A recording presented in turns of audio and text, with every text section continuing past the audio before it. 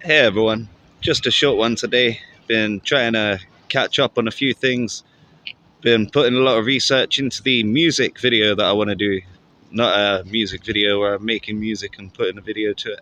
The video about music, about what it does, the effects that it has, and is it something you should avoid or be selective about what you listen to. And this is a deep subject for me because I've loved music for a long time. I have a lot of different genres that I listen to. I've got A to Z's in different genres. I listen to music from different languages. If you allow me to include Jigglypuff as a Japanese artist, I have an A to Z of artists I listen to in Japanese alone.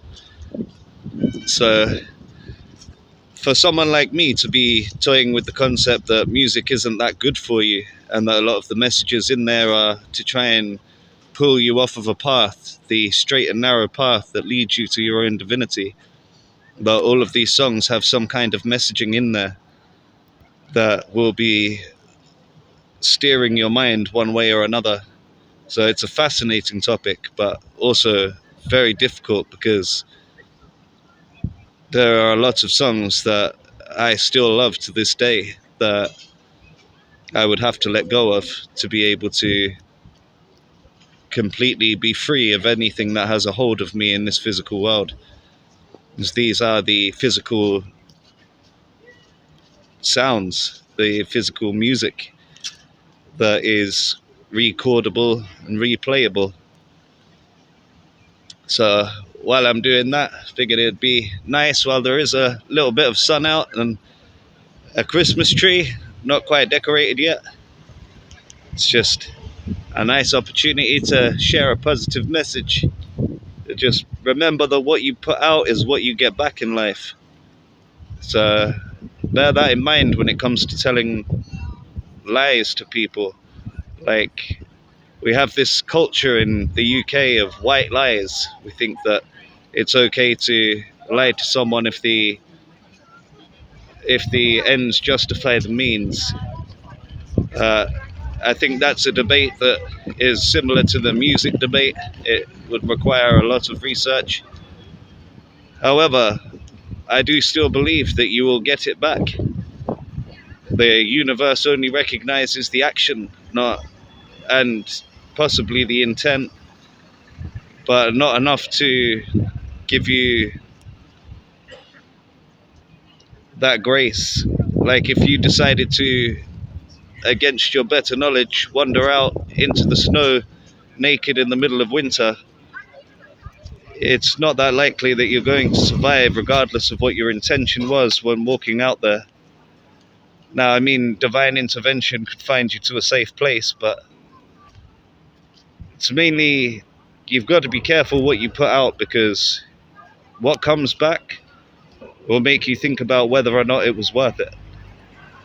And sometimes it's easier to just say nothing instead of saying something that you know to be false. As deception will only grant you more deception.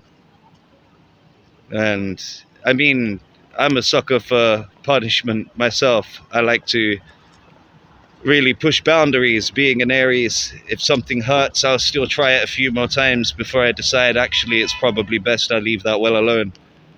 I've been very deceptive in the past. I got into neuro-linguistic programming because of a friend that showed the good sides of it and how to be aware of it when you see it in other people.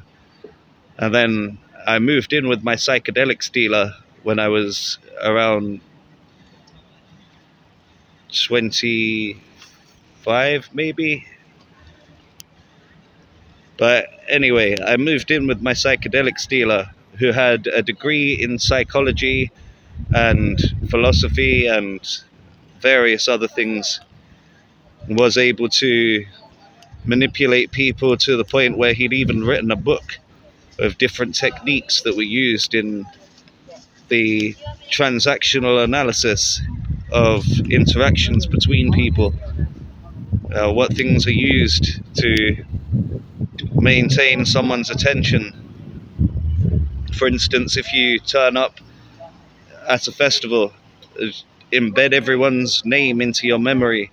So then when you come back to the camp in the morning, or everyone's had a bit to drink the night before, then you'll be there talking to everyone by name, and they'll assume that you must have had a longer talk and they've forgotten more of the previous night than you have, and the other people around will assume that you are closer friends with everyone than you actually are.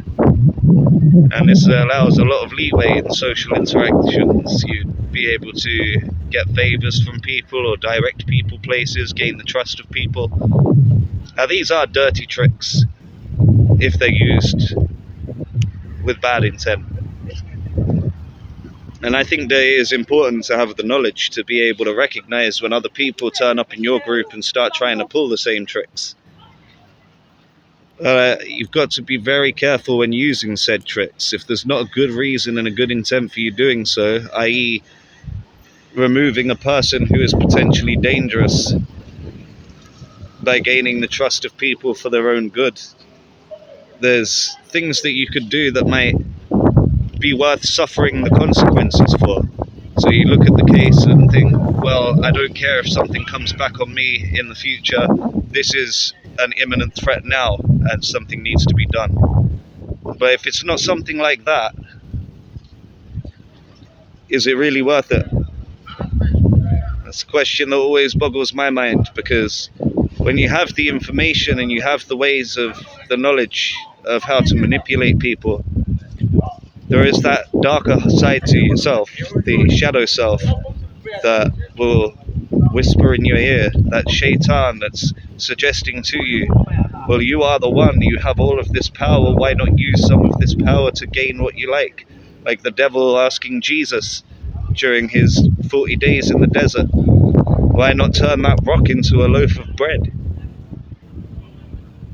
You could feed yourself with ease. You are the Son of God after all.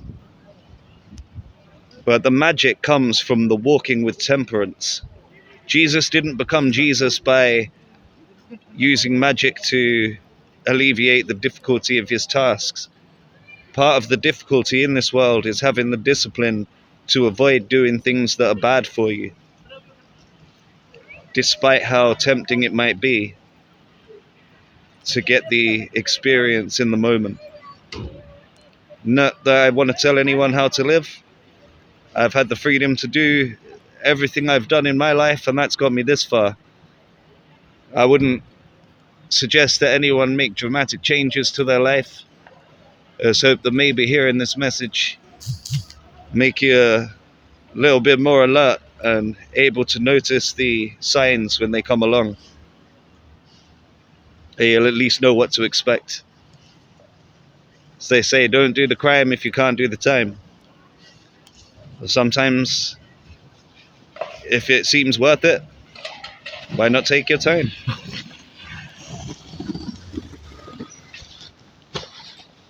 I mean, infinity times reincarnation means we're coming back as absolutely everyone here. We want to try and do it in a way that everyone has a good time. Otherwise, we know we're only going to suffer it for ourselves later. How's that old saying go? You're only ever fooling yourself. This life is a puzzle game, really. There's all of these different consequences you get from different actions, and we come in here with no knowledge of any of it. So trying things out is the best way to gain the experience and the knowledge. So even when you fail, as long as you learn from it, you haven't lost anything, you've gained from it. It's about whether or not you can accept that there is a lesson to learn, as to whether or not you earn from the lesson. It's a way of becoming more free. You've got a load on you,